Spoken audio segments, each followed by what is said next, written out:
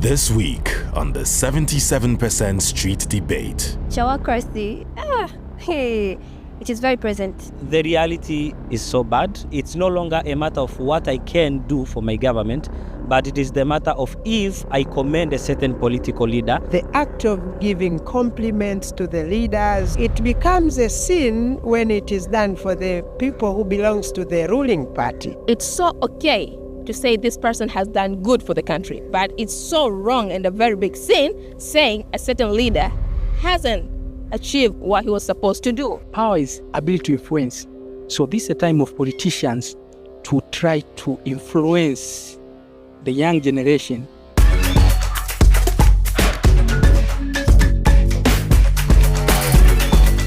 Hello and welcome back to 77% Street Debate. I am Iman Henrik and today we are here in Dar es Salaam, Tanzania, diving deep into conversations that are shaping Tanzania as the country is heading towards elections. Our main question is how young people can claim its future and what exactly does the government and the society can do to make sure that young people are really participating in the politics. Kicking off the discussion, I would love to start with our youngest panelist, Maureen. You are just finished secondary level of education. What are you guys talking about issues that concerning young people? All right, so in the streets, there are different issues that are concerning by the youth. Okay, and the first one is the increased cost of living in the streets. There has been a lot of increasement in our cost of living, but also people are suffering from unemployment. Yeah, but also people, they are worried if whether or not the politicians are going to deliver and fulfill their promises. Rukaiya. We are frustrated. Why? We are confused. First of all, we see that no fair grounds of these elections. As currently speaking, we have no presidential candidate as a political party. So you can see how are we going through the election without a presidential candidate, But again, back to other places, in other regions, people are being adopted. Like people are being killed, people are being harassed just because they're in opposition. So we see like we are going through the same, I can say a culture which we have just created ourselves through all the political election that we are running in our country. So it's a frustration situation and it's a frustrating condition to our country. Thank you so much. You have just completed your university, I think 3 or 5 years out of the school. Is really unemployment an issue to young people? Definitely yes. Unemployment is a very big issue in Tanzania. And even statistics that were provided by the Ministry of Work under the Prime Minister's office shows that 1 out of 10 young people who are graduating, they are the one who get job. So employment has been an issue and actually it is escalating, it is skyrocketing. And as Tanzania, we are going to our 6th election since we adopt multi-party system. It is the time for young people to see what they are going to do so as to liberate themselves economically. We have already witnessed the kickoff of the campaign and every candidate now has his or her policies. Do you think their policies are really concerning us as young people? There are policies which touches the lives of young Tanzanians, but not only young Tanzanians, but all people in Tanzania. For instance, as we speak, there have been political parties which have pointed out when they have been entrusted in power, they will ensure establishment of small industries, but also changing or transforming our system of education from the one we are using now to the new system of education, which will now include the education which will help our people to rely on themselves. Simply we call it education for self-reliance. So we see a new opportunity and a room for the young generation in Tanzania to solve the problem of unemployment, because it's the key issue which we are dealing with it now. I'll come back to you, Antipas. I've seen Rukaiya nodding. What do you have to say about the policies that candidates are telling young people? Do you think young people are really concerned in the campaigns and policies that are just giving us? Of course, like part of the experience, all the policies and everything that has been promised or that they are keeping on promising young people, they're there and have been promising. The issue is the implementation of what those people are promising. So I was nodding the head because if you read the manifestos of all the parties, that is the document that all the people who are participating in this election that are using such a document, they're full of good promises on the young people. Because if you speak of the young people, you speak of the good education, good health, shelters, affordable life, and all that are kept in those policies are kept in that manifesto. The issue is the implementers. Will they implement what they're promising right now? So that's what made me nodding the head, because I know the end of it is just that. Many data statistics shows us women are quite back when it comes to taking spaces in decision making and politics. What do you have to say about women participation in politics and decision making positions? First and foremost, people are not given that opportunities, or they're not given that room to be seen as they're capable of doing that. And it's because people don't trust in women, especially in decision making position. That's one. But two, coming back to ourselves now as women, we have the so-called inferiority. Like we don't see ourselves leading a certain group of people or earning a certain position. Okay, but now we have a woman in the biggest seat in the country. Isn't it a step? It's so sad where we say like we have a president who is a woman. Like, how does she reach there? Like for myself, I can count that we are going to have a first female president after this election if she wins. You understand? Because she didn't vie for that position. She saw herself not fitting for that position. At first, she was a deputy. She earned that position accidentally. But after the president who was in that position passed away. Getting back to you, I saw your hand, Antipas. Well, I've raised the hand because saying having a woman president is accidental, I don't call it accidental, because it's the constitution which grants the right. And if a country can reach at a point where the running mate of a campaign, meaning the vice president, was proposed to be a woman by then, it's the biggest point where we see there are transformation of now seeing women taking positions in political parties, in the government positions. And it's not only the president. You are talking of a country where the speaker of the parliament is a woman. For a woman to contest and win the election through the normal procedures, it's not an easy task. That's why still we have to agree that if our country is democratic and we need women to take position, we need to create the base for them to be strong to compete with men, not just giving them as for granted. Humphrey, I'm coming back to you. You are the human rights activist. What do you think? How are we going to choose qualified people and leaders who will really put young people priorities and who will really stand for young generation? What I would emphasize and encourage is an approach of meritocracy. Meritocracy is an approach of which the government and the system of leadership actually prioritize people based on their merits. It's not based on who I know. It's not based on who is my friend that is in the government position, but what do I have? What do I know? What are my abilities? What are my potentials? This is all that matters. Despite age, we have young people under 20 who are very smarter than the old people in their 40s. What we really want to see is the smartness of people and what they can do for their countries, the vision they have, the mission they have, so as to create such a patriotic and strong country. This is the ideal, Humphrey, but what's the reality in our society? Currently, the reality is so bad. It's a bit of challenging because for the past 5-10 years, we have this thing that we can call it chawacracy.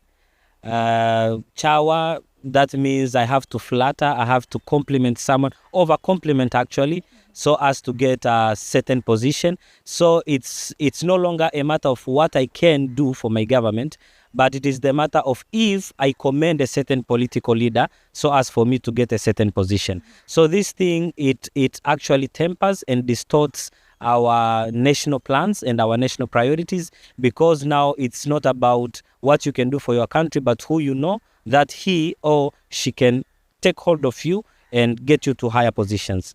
Chawacracy. I think I would love to get more views about chawacracy. What do you have to say, Antipas? Well, I think this it's ridiculous that nowadays this situation called chawacracy is much more perceived by certain group of people while the other are left behind. The act of giving compliments to the leaders or on whatever they have done, it becomes a sin when it is done for the people who belongs to the ruling party. But when it comes to the opposition, it's a different case. But people are praised it. Still, people are given opportunities, but they don't term it as chawa, by the name called chawa. People are not named so while if they come from the opposition party. So I want to speak that we still, as young people, we need one thing to make our economy. This is the problem where everything falls into part. The economy of the young people is still poor. And this is where everyone is striving to change economy using politics. And from there, those who get opportunity, they are the ones who are being pointed out, oh, this have been given opportunity. So by saying that, you are agreeing with what Humphrey just said. I'm not agreeing in 100% because I'm trying to speak that the young people should play a role in changing their life, not just by looking political position, by engaging directly into doing work to transform their economy. Because when we talk of politics, we are talking, politics is not for the weak.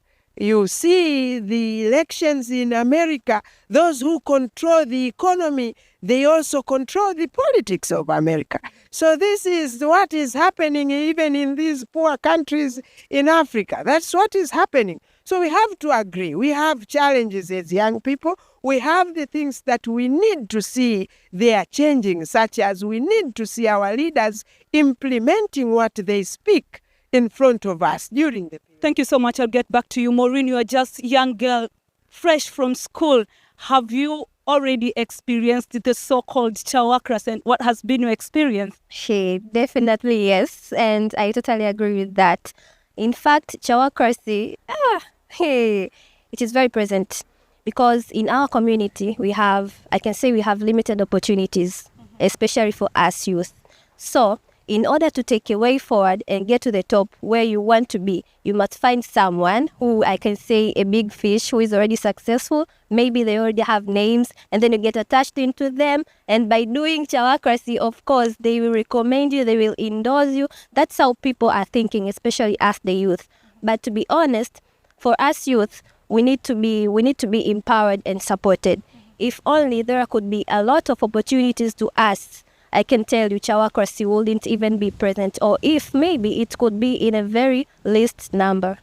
So Rukaya, who are chawas? Anyone can be a chawa.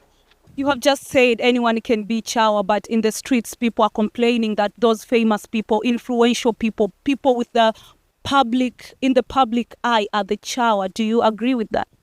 Okay, if we use maybe a Tanzanian case, yeah, I won't mention someone's name, but since you're in Tanzania, part of my understanding, first you have to be seen in the TV or heard in the radios.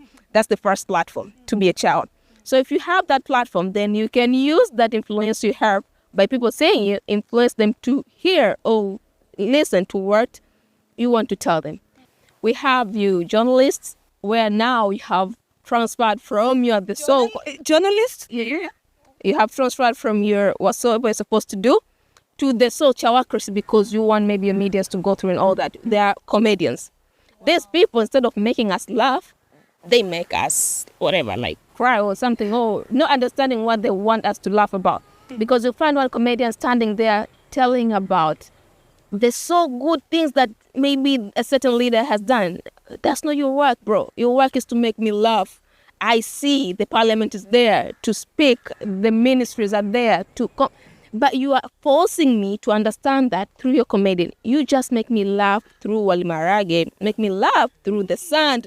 Don't make me laugh or don't make me cry through complimenting a certain person. I'll get back to you, Rukaya. I see the hand from Antipas. Critique of this idea, because if I can make you laugh through telling what a certain leader has done, then it's okay, because my job is to make you to laugh. Yeah, so still I am criticizing that in that perspective. You know, what I was trying to tell is we have different careers. And yeah, if I walk into the hospital, I'm expecting a doctor to examine me or diagnose me and know what I'm suffering from. I'm not expecting to walk in a hospital. Walking in the hospital and the doctor starts telling me about, you know what, the bridge that was built near Selenda, some grills are not meant well. That ain't your work. That's an engineer's work. But they are artists. I think they should speak about things that they feel like it matters to the people in the community, right? Okay, now with Tanzania, it's different. That's what I'm saying. First, the Antipas said, like, it's not bad to compliment. But why is everyone trying to compliment? Who is that person who will come and criticize, and that person who will criticize be seen as a good person? Because the showering thing comes because it's so okay to say this person has done good for the country, but it's so wrong and a very big sin saying a certain leader hasn't achieved what he was supposed to do. So why do we see that? Thank you so much, Rukaya. What do you have to say? Okay, na nachohitaji kueleza ni kuhusiana na neno chawa, kwa namna ambavyo nimemsikia mzungumzaji akisema kutengeneza uchochezi au kutengeneza mazingira fulani kuonekana kitu cha ovyo. Thank you so much. So what he's just saying is that being a chawa, it's not a problem, because people also want soft things from the artists, from the influencers, because when a politician tells you about something, probably a politician might use a very hard language that will be not of interest for anybody to listen. But when an artist, influencer, or even a comedian just break it down in a very simple way, that means everybody will understand, and even the younger generation can just understand. And he also adds that it's okay for a person to be chawa, but it's just people are interpreting it in a very wrong way. It's okay to be a chawa if you are also speaking about development. Okay, moving forward, here we have the student of mass communication. Do you really think media houses and journalists are really doing enough to make sure that young people are going to make the right decision just from what they are hearing, what they are watching from the media houses and journalists producing? Speaking from the media personality perspective, I think they're trying their best.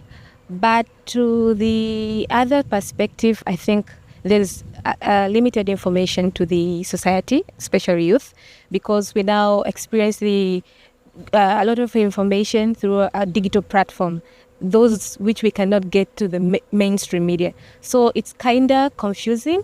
And as young people, we are like, what are we going to see our future in the current situation?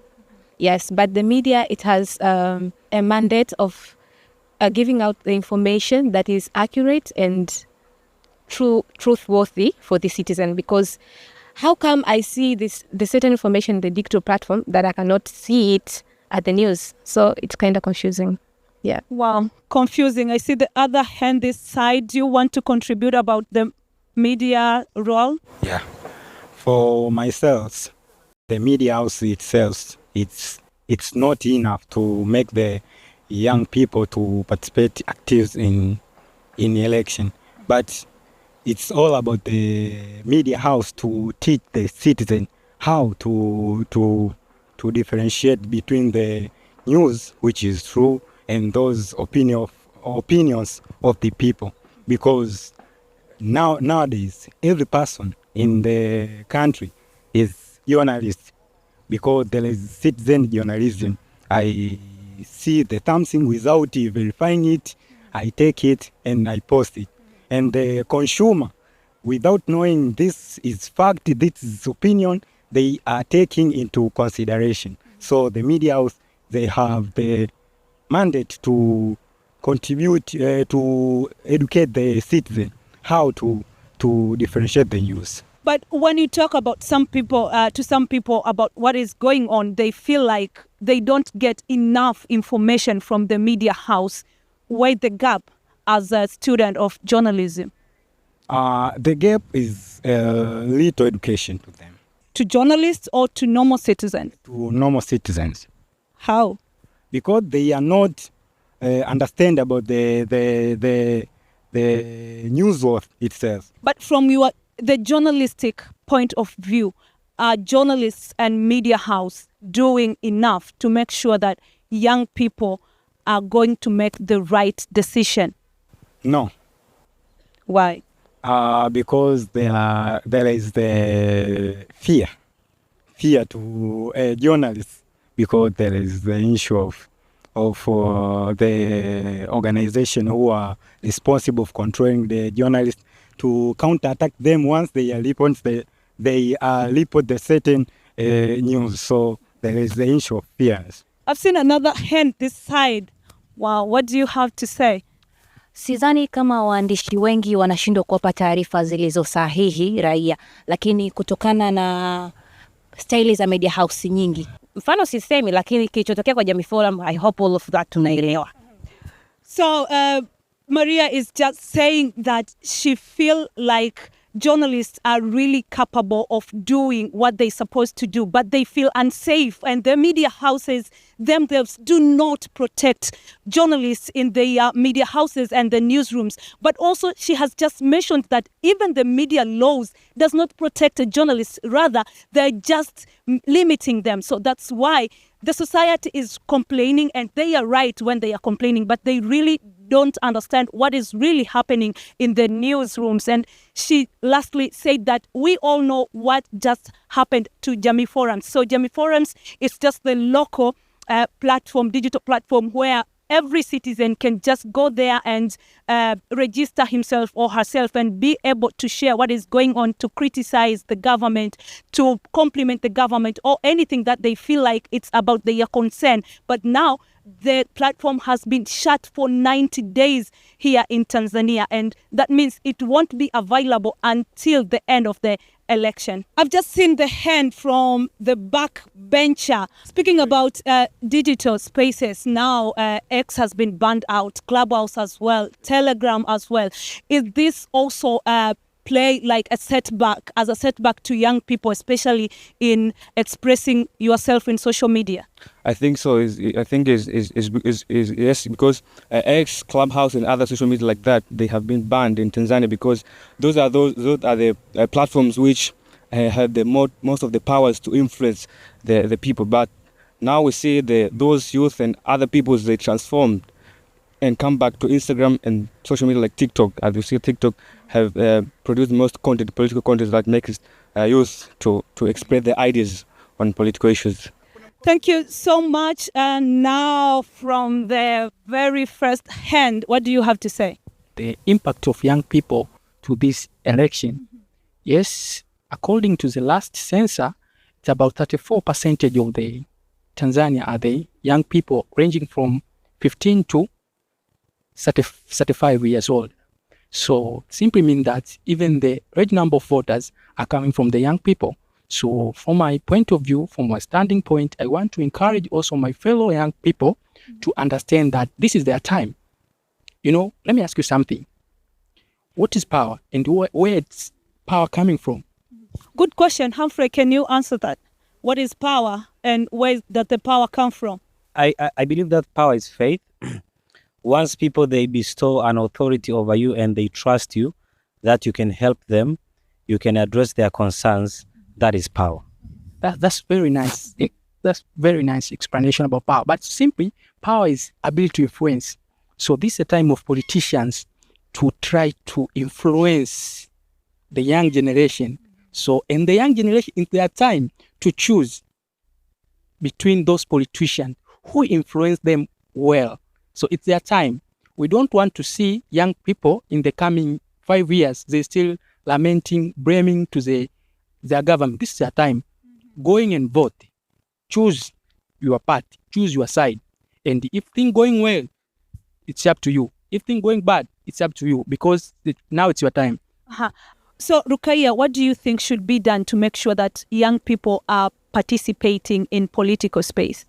Currently, let them express whatever they feel they're supposed to be heard by the ones who are supposed to implement their promises. So let people express their feelings during this time. And with that, we are going to let those young people participate in one way or another thing. Thank you so much. And this is the end of our 77% street debate here in Dar es Salaam. You have heard what are the desires of the young people, what do they talk about, what are their concerns, but also what they wish to see after the leaders being elected in October. Thank you so much for watching. This is Imani Henrik.